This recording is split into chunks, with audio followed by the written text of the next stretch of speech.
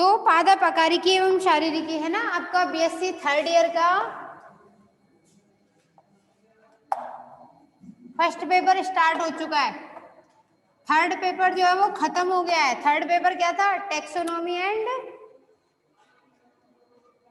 Embryology of flowering plants है ना, ये तो पूरा हो गया है। तो उसके बाद आगे, ठीक है, आगे हम लोग क्या पढ़ रहे थे इसमें, anatomy of the flowering plant. इसमें मॉड्यूलर ग्रोथ वगैरह बता दी थी आप लोगों को, ठीक है ना, यानी कि कैसे एक पौधे से वृद्धि होगी तो, और एक पुष्प क्या होता है, एक रूपांतरित प्ररोह होता है, उसके भी भाग होते हैं। जैसे पौधे में शाखाएं निकलती है, जैसे पुष्प में पुंकेसर, परागकण तो खैर बाद में निकलेंगे, पहले क्या निकलेगा उसमें, बाह्यदल, दल और जायांग और पुंकेसर, ठीक है। तो ये भी एक तरीके से जैसे पौधे में शाखाएं हो गई वैसे उसमें भी हो गई। पौधा एक पुष्प किस तरीके से बनेगा उसका विकास हम लोग पढ़ चुके हैं, ठीक है ना। तो अब इसमें मॉड्यूलरी ग्रोथ बता दिया था, फिर उसके बाद प्रारूपिक पौधों की संरचना भी बता दी थी, है ना। एक तो प्याज की और एक बीजपत्री में प्याज की पढ़ी थी और लास्ट क्लास में, और द्विबीजपत्री में सरसों की पढ़ी थी। तो आगे अब इसमें रह गया है कि आवृत बीजी पौधों में विविधताएं क्या होती है। आवृत बीजी किसे कहेंगे? जिसके बीज जो है आवृत होंगे। बीज किसके आवरण में होते हैं? बीज आवरण में नहीं, बीज के आवरण के चारों तरफ एक आवरण और होता है जिसे फल कहते हैं, तभी वो आवृत बीजी माना जाएगा, ठीक है। तो बीज अंडाशय के अंदर जब बंध रहे हैं तो आवृत बीजी पादपों में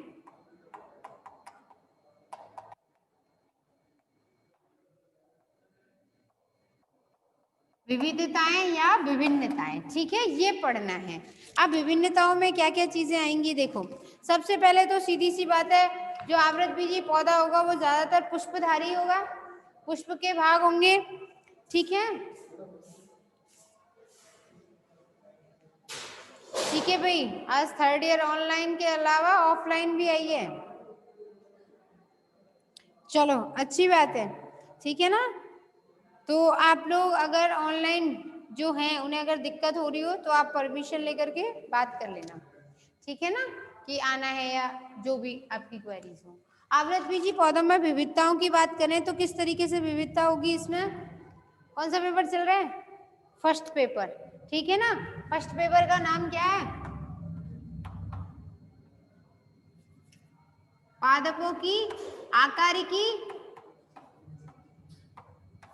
व शारीरिकी,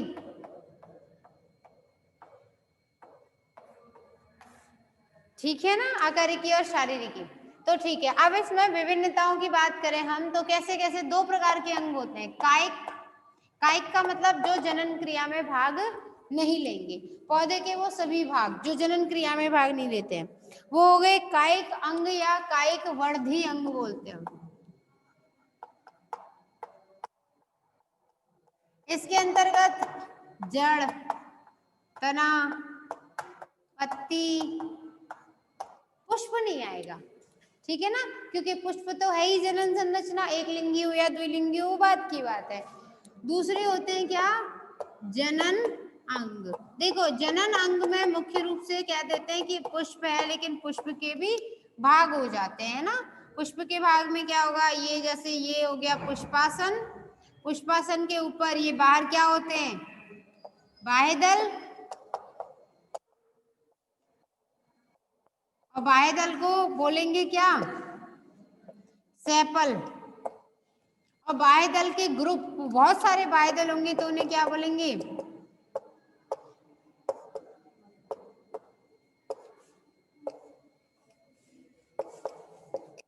बाह्यदल पुंज, कैलिक्स। उसके बाद पंखुड़ियां आ गई तो उसे क्या बोलेंगे, दल। दल को क्या बोलते हैं, पेटल। और दल पुंज को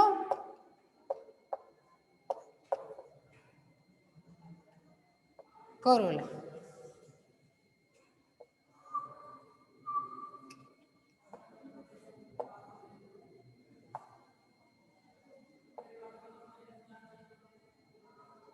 ये संरचना हमने पढ़ी ली। ये क्या हो गया, पुंकेसर,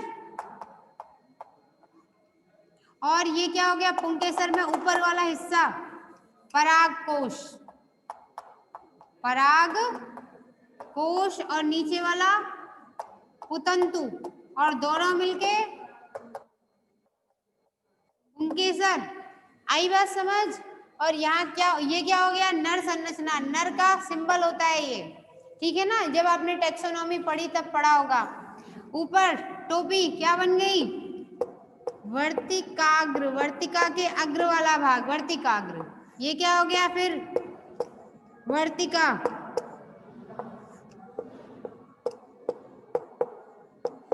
अंडाशय, और यहाँ क्या होगा, ये तो हो गया अंडाशय, ये बाहर वाला हिस्सा, और इसके अंदर जो बना बीजांड, और ये सब मिलके क्या बोले जाएंगे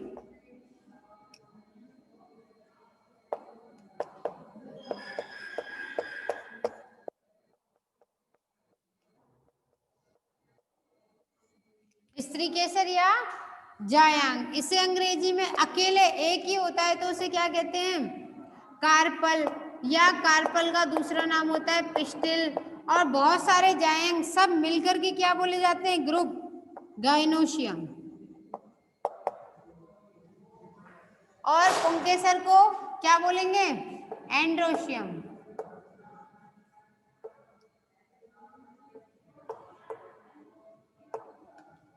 आगे बात समझ में? ये हो गए पुष्प के भाग, ठीक।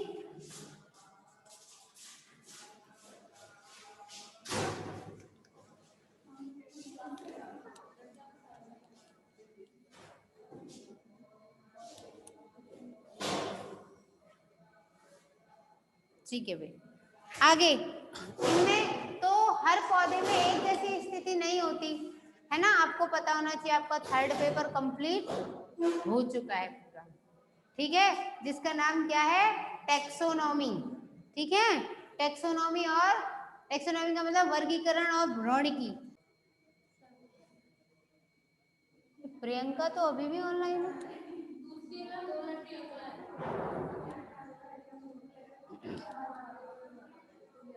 ठीक है भाई, तो तीसरा जो पेपर है ना आपका टेक्सोनॉमी एंड एम्ब्रियोलॉजी, यानी कि पादप वर्गीकरण विज्ञान और भ्रूण विज्ञान, वो सब आपने पढ़ा। तो उसमें या मतलब मैंने पढ़ाया, ठीक, तो उसके अंतर्गत आपने ये देखा कि उसमें भ्रूण वगैरह का निर्माण होगा इसमें, ठीक है। तो सभी पौधों में एक जैसा विकास नहीं होता भाई, एक बीजपत्री में भ्रूण अलग से विकसित होगा और द्विबीजपत्री में अलग तरीके से विकसित होगा। पुंकेसरों की स्थिति आपने टेक्सोनॉमी में पढ़ी होगी। आपको एक छोटा सा एग्जांपल सबसे सिंपल वाला देती हूँ। लेग्यूमिनेसी फैमिली में कौन आते हैं, मटर कुल आता है। मटर कुल के मटर कुल का अंग्रेजी में नाम क्या होता है फैबेसी, ठीक है। लेग्यूमिनेसी तो पुराना नाम हो गया, अब उसका नया मॉडिफिकेशन आ गया फैबेसी। इसके 3 उपकुल होते हैं, ठीक है, सिसिलपिनॉइडी, मिमोसॉइडी, लेग्यूमिनेसी, इस तरीके से। तो मटर के अंदर अगर आप बात करें तो मटर की इस फूल की स्थिति ये है,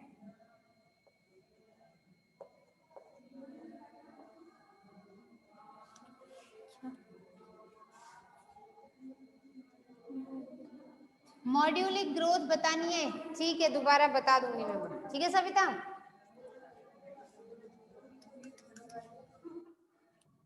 क्योंकि उससे रिलेटेड क्वेश्चंस पूछे जाते हैं। देखो फैबेसी की बात करें तो उसके अंदर क्या होगा दल बाह्यदल, और पुंकेसर की स्थिति ये होती है 9 तो एक साथ होते हैं, 9 एक साथ जुड़े हुए होंगे, एक बिल्कुल अलग होगा, तो क्या हो गया 9+1 का रेशियो आ गया, ठीक है, 9+1, 9 एक तरफ और एक तरफ। तो इस तरीके की स्थिति पुंकेसर में लेग्यूमिनेसी में मिलेगी।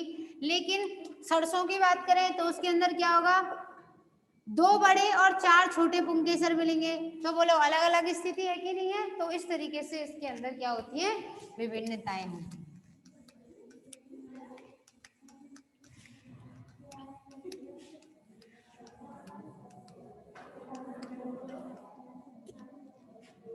एक बार क्वेश्चन आया है ना मॉड्यूलरी ग्रोथ क्या होती है, अब ठीक है फिर आप लोगों को भी समझ में आ जाएगा, ठीक है। देखो भाई ये कोई बीज है, ठीक है, बीज के अंदर ये क्या होगा, मूलांकुर, इधर क्या बनेगा, प्रांकुर। प्रांकुर से जो पौधे का वायवीय भाग बनेगा उसे क्या बोलेंगे, प्ररोग। और जो मूलांकुर से भाग बनेगा उसे क्या बोलेंगे, मूल। अब मूल अलग अलग, यानी कि ये बीज भी किससे बना होगा, भ्रूण से। और भ्रूण किससे बना होगा, युग्मनज से। ठीक है ना।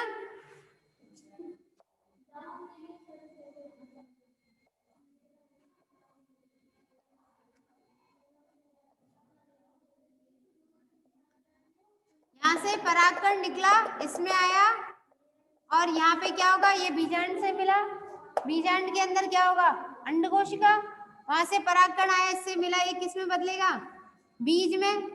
यहाँ पे 2 कोशिकाएं बनेंगी, ठीक है ना, एक तो बना दे, ये तो फिर समझो इसको, अंड कोशिका से मिल गया, मिलने के बाद ये वृद्धि करेगा, वृद्धि करने के बाद भ्रूण बनाएगा, ठीक है, ये पूरा फल बन जाएगा, अंडाशय क्या बनेगा, फल, और बीजांड क्या बनेगा निषेचन के बाद, बीज, बीज के अंदर क्या होता है, भ्रूण। आई बात समझ, जैसे ऐसे समझो इसको, आपने बादाम खाया तो गिरी का बादाम है ना, तो गिरी के बादाम में, गिरी तो क्या है, बीज है ना, उसको जब फोड़ दोगे तो क्या निकलेगा, बादाम, जिसका जो हिस्सा हम लोग खाते हैं वो क्या है, उसका भ्रूण। बादाम को भिगोने के बाद, छीलने के बाद दोबारा आप देखना ऐसे, ये क्या है, उसके बीज पत्र, ये होता है भ्रूण अक्ष, ऊपर वाला हिस्सा प्रांकुर, नीचे वाला हिस्सा मूलांकुर, ठीक है, ये वृद्धि करेगा। तो ये कैसे बना होगा, जब परागकण का केंद्रक और अंड कोशिका का केंद्रक जुड़े, तो ये दोनों केंद्रक क्या थे, युग्मक। युग्मक क्या होता है, जिसमें आधे गुणसूत्र होते हैं, ठीक है ना, अर्धसूत्री विभाजन के द्वारा। जैसे परागकण के, मान लो मटर का पौधा होता है, उसमें अगर 14 गुणसूत्र होते हैं हर कोशिका के अंदर, तो 7 इसमें रहे होंगे और 7 इसमें रहे होंगे, फिर ये 7 और 7 मिल गए, तो बीच में कितने आ गए, 14। अब ये पूरा पौधा बनाने के लिए, निर्माण के लिए तैयार हो गया। यानी एक कोशिका ही तो थी जिसमें 7 और 7 केंद्रक मिलकर के, यानी 2 युग्मकों के जुड़ने से क्या बनता है, युग्मनज, जाइगोट। वो एक कोशिका ने भ्रूण बनाया, बीज बनाया, और पूरा पौधा बनाने के लिए तैयार हो गया। तो मॉड्यूलरी ग्रोथ का मतलब ये है कि सबसे पहले कितने स्टेप चलते हैं, किसी पादप की वृद्धि होगी तो क्या क्या स्टेप चलते हैं। तो सबसे पहले क्या आता है, कोशिका, कोई अकेली एक कोशिका हो, ठीक है, उस कोशिका के अंदर फिर क्या होगा, विभेदन। विभेदन और विभाजन में अंतर होता है, कोशिका संख्या में विभाजित हो तो विभाजन, ठीक है, और कोशिका संख्या में विभाजित होने के अलावा अपने काम को बांटना शुरू कर दे, कि इससे भाई एक कोशिका ने 2 कोशिका बनाई, एक से कह दिया गया, मतलब एक ने ये ऐसे रसायन अपने अंदर बना लिए कि वो अब जड़ ही जड़ बनाएगी, दूसरी कोशिका ने अपने अंदर ऐसे रसायन बनाए कि वो केवल तना ही तना बनाएगी। भाई जिसको जड़ बनना है वो क्लोरोफिल तो नहीं बनाएगी, सीधी बात है ना, क्लोरोफिल क्या है, एक रसायन ही तो। लेकिन जिसे तना बनना है वो तो अपने अंदर क्लोरोफिल बनाएगी, क्योंकि पहले जो तना होता है वो भी तो मुलायम सा, सॉफ्ट सा, हरा सा होता है, और फिर बाद में वो पत्ती वगैरह का निर्माण करेगा। तो अलग अलग कोशिकाओं में कार्य की विभेदन क्षमता आ गई ना, काम बांट लिया अपना अपना, तो उसे बोलते हैं विभेदन। क्या बोलते हैं,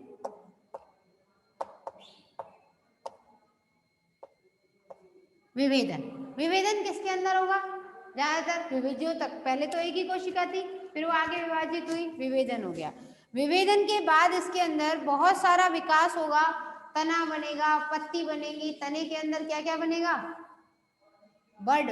बड क्या होती है, जैसे एक पौधे का प्ररोह बनना है, सपोज करो प्ररोह बनना है, तो प्ररोह में क्या क्या होगा, इसमें ऐसे पर्व संधियां होंगी, जैसे गन्ना खाया होगा ना, तो गन्ने में जहां जहां गांठ होती है उसे क्या कहते हैं, पर्व संधि। 2 पर्व संधियों के बीच का स्थान क्या बोला जाता है, पर्व।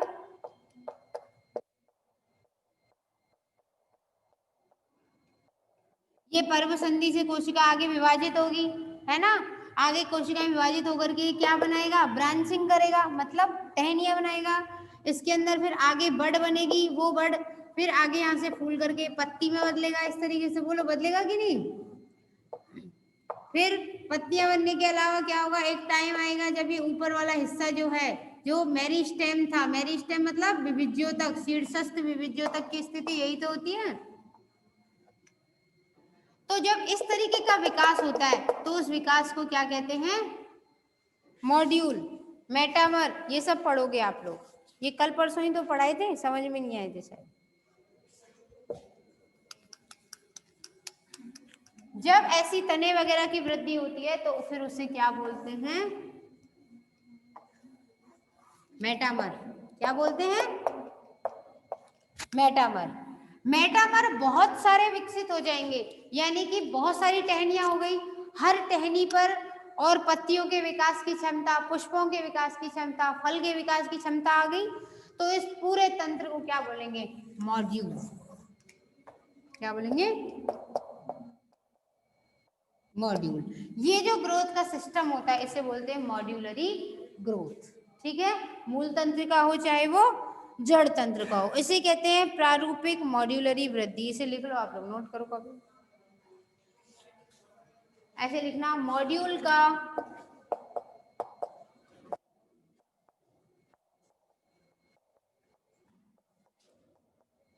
सीनियर सिटीजन हो गए ना अब आप लोग, 3rd ईयर के, कहना पड़ता है, समझ में नहीं आती है ना। मॉड्यूल का श्रेणीबद्ध क्या है? संगठन हो गया।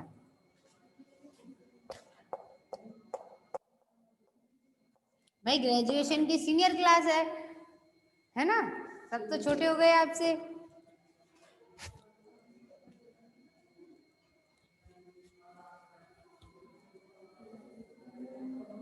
ठीक है, मॉड्यूलरी ग्रोथ। सविता, आई होप समझ में आ गया होगा, कोई डाउट है तो बता देना बेटा।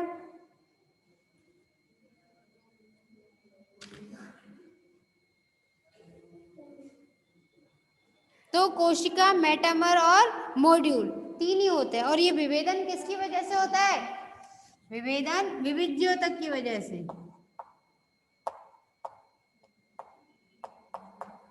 अगर आप इसमें विभेदन नहीं भी लिखो तो भी सही है, विभिज्योतक ही लिखा जाता है, कोशिका फिर विभिज्योतक फिर मेटामर और मॉड्यूल। ठीक है, मेटामर की बहुत सारी इकाइयां मिलेंगी तो उसे मॉड्यूल बोलते हैं। और मेटामर किसे कहते हैं? जब मेटामर के अंतर्गत पर्ण, पर्व और पर्व संधि,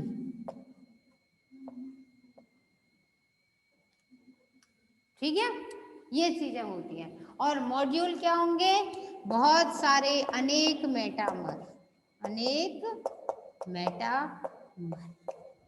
अगर जड़ होती तो जड़ में तो सीधी सी बात है, प्राथमिक, द्वितीयक, तृतीयक, किस तरीके की जड़ होती है। जड़ जैसे जैसे विभाजित होती जाएगी वैसे वैसे उसमें क्या होगा? पतली होती चली जाएगी। ठीक है ना। तो ये हो गई आपकी मॉड्यूलरी ग्रोथ। कोई आपसे पूछे कि पादप के शरीर की 3 संरचनाएं लिखिए, तो ऐसे नहीं बच्चों की तरह जड़, तना, पत्ती लिखाओ, फल फूल नहीं, क्या लिख के आओगे? 3 संरचनाएं। पहले लिख के आओगे सेल, कोशिका, फिर लिख के आओगे मेटामर, और तीसरी क्या लिख के आओगे? मॉड्यूल। ये 3 संरचनाएं होती हैं।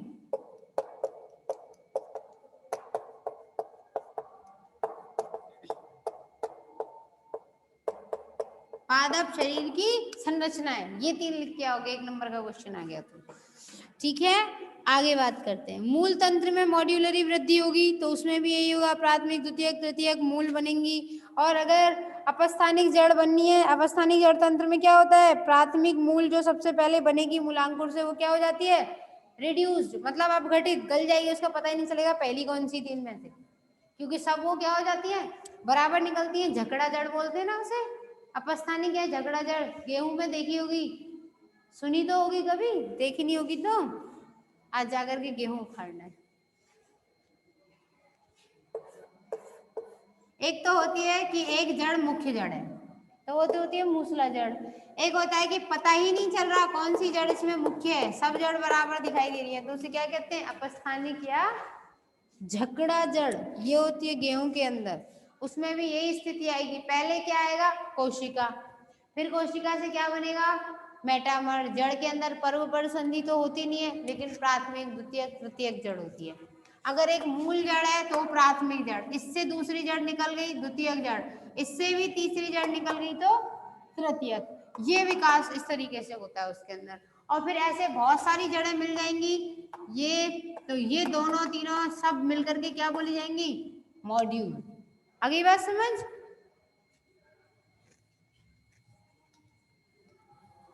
तो अभी तो ये तुम्हारा चैप्टर शुरू ही हुआ है, तुम्हारा फर्स्ट पेपर, इतनी दिक्कत मत लो, ठीक है।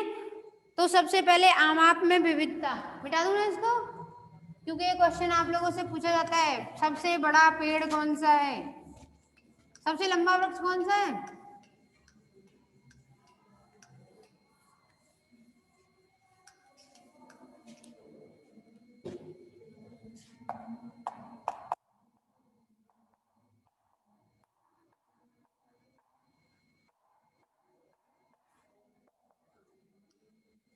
112 मीटर का पेड़ होता है ना, नहीं पता, सिकोया सेम्परवेरेसेंस,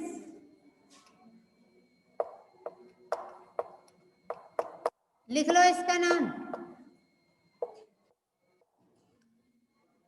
सिकोया सेम्परवायरेंस।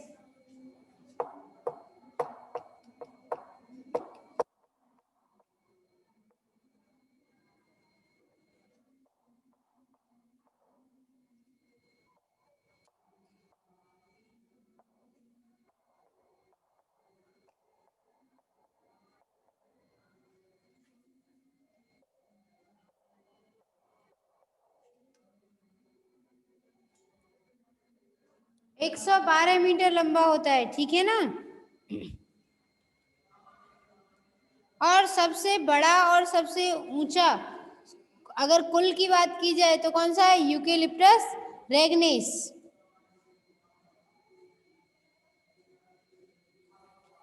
लेकिन ये कैसा है, सिकोया सेम्परवेंस।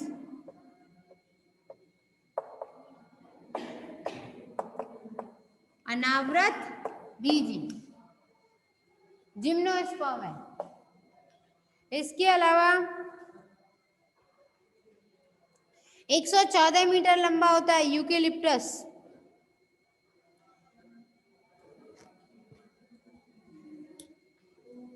अगर सघनता की बात की जाए, अच्छा दूसरा होता है, एक दूसरा और होता है, 114 मीटर लंबा है वो, क्या, यूकेलिप्टस।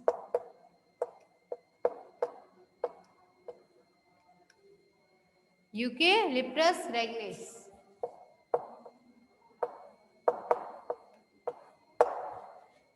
ठीक है, सबसे लंबा आवृत बीजी।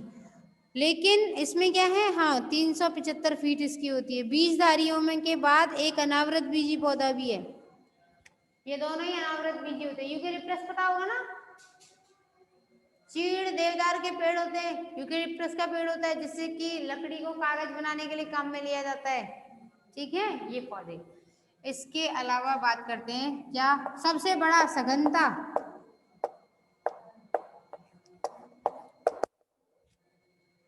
सघनता में पूछा जाए तो सबसे बड़ी कैनोपी यानी कौन सबसे ज्यादा फैला हुआ होता है, बताओ, ये तो बता देना चाहिए तुम्हें, खुद भी बता दोगे तुम।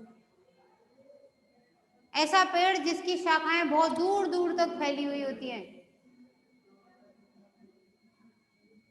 बरगद। सोचते हैं फिर बोलते क्यों नहीं है भाई, सोचते हो फिर बोलते क्यों नहीं हो।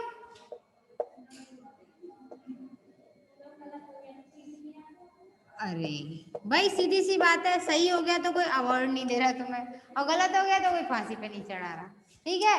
गलत बोलोगे या सही बोलोगे, एक चीज तो बोलोगे। ये बरगद ऐसा ही होता है, देखने में कितना फैला हुआ होता है, कोई पौधा कहाँ तक उसकी छाया जा रही है, कितना उसने आयतन घेरा हुआ है, कैसा उसका आकार प्रकार है, उसे क्या बोलते हैं, उसकी कैनोपी। क्या बोलते हैं, कैनोपी, ये याद रख लेना आप लोग, कैनोपी वर्ड कई बार आगे। तो बरगद, अच्छा एक बात और है, ये टेक्सोनॉमी में बताया था, वैसे तो मैंने आपको फिर बता देती हूँ, जिन्होंने टेक्सोनॉमी क्लास अटेंड नहीं करी है वो। कोलकाता में शिवपुर है, शिवपुर में क्या है, रॉयल बॉटनिकल गार्डन, ठीक है। और वहां पर क्या है, वनस्पति विज्ञान का जो गार्डन है, वनस्पति विज्ञान की जो प्रयोगशाला कह सकते हो आप एक तरीके से, वहां पर सबसे बड़ा बरगद का पेड़ है। सबसे बड़ा मतलब लगभग ये माना जाता है कि छोटे छोटे गांव 10 इसके एरिया में आ सकते हैं। 10 छोटे छोटे गांव इसकी छाया और इसके पेड़ के पूरे कोटर के अंदर, जहां तक ये फैलाव है इसका आखिरी, यहां से यहां तक के एरिया में 10 गांव आ सकते, इतना विशाल काय फैला हुआ है, ठीक है। सबसे पुराना, दुनिया का सबसे पुराना इसी को माना जाता है, ठीक है। टैक्सोनॉमी में बताया था, ये पूछ लिया जाता है कई बार आपसे, शिवपुर में क्या है, क्या इतना बड़ा दुनिया का सबसे बड़ा बरगद का पेड़ कहाँ पर है, ठीक है। अब 3rd ईयर में आ गए, आपसे बच्चों वाली चीजें पूछी जाएंगी, ठीक है।